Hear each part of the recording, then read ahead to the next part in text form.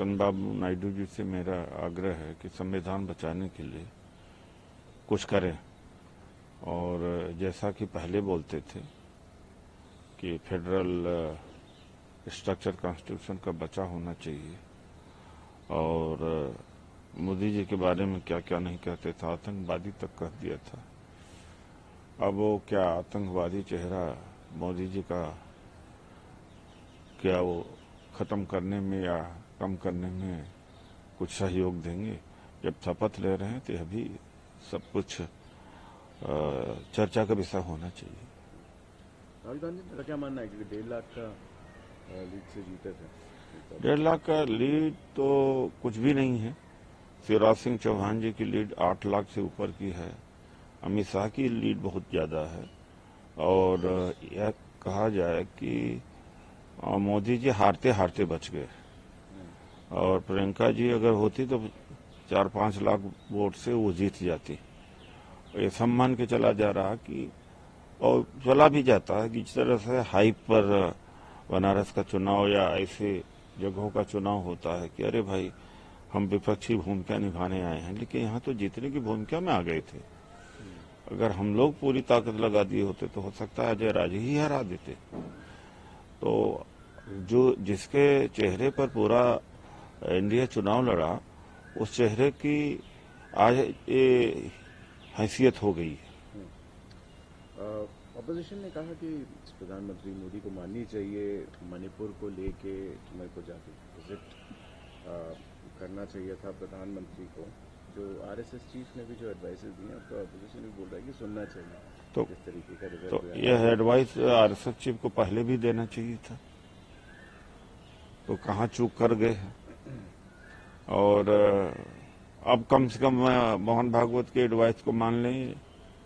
वैसे कायदे से जब पूरा विपक्ष शोर शराबा कर रहा, संघर्ष कर रहा था, तब भागवत जी कहाँ थे जब सारा जल गया मणिपुर, और कितना ज्यादा वहाँ कटुता और वैमनस्य हो गया, खून खराबा हो गया है, हो ही रहा है, तब बोल रहे हैं। आरएसएस का जर्नल, ये जो पोल रिजल्ट आए हैं, एक रियलिटी चेक है जो ओवर कॉन्फिडेंट भाजपा के नेता हैं उनके लिए। उन्होंने ये भी कहा कि जो वर्कर्स थे ग्राउंड रियलिटी से टच में नहीं थे, और प्रधानमंत्री के ऑरा और जो उनका टारगेट है 400+, उसी पे लोग निर्धारित कर रहे थे, ग्राउंड रियलिटी से काफी दूर थे। मोदी जी में इतना घमंड, जैसे सम्राट की मोदी की गारंटी है। ये नहीं कहते थे कि सरकार की गारंटी है और एनडीए की गारंटी है। इतना बड़ा घमंड कि जैसे एक व्यक्ति से पूरा देश चल रहा हो कि मोदी की गारंटी है। एक प्राइम मिनिस्टर सारे मिनिस्टर्स में एक होता है, हेड होता है, लेकिन इतना ज्यादा कहा जा सकता है कि ईगो, अहंकार, वो तो एक कारण रहा ही है। दूसरा, आरएसएस अगर उसी समय जब चुनाव हो रहा था अगर छोड़ दिया होता तो इनकी 100 सीट तक नहीं आ पाती। अब मुझे तो समझ में लगता है कि नुरा कुश्ती है। जब ये हार रहे थे तो हो सकता है कि या सीटें कम हो रही थी, तो हो सकता है कि आपसी अंदरूनी डील हुआ हो कि आरएसएस का हमें सपोर्ट नहीं मिल रहा है, आरएसएस अलग है और ये अलग है, ताकि हार का ठिकरा इनके ऊपर या जो न फूटे। तो ये समझ में कुछ आता नहीं है इनकी बातों का कि आज क्या कहते हैं, कल क्या कहते हैं।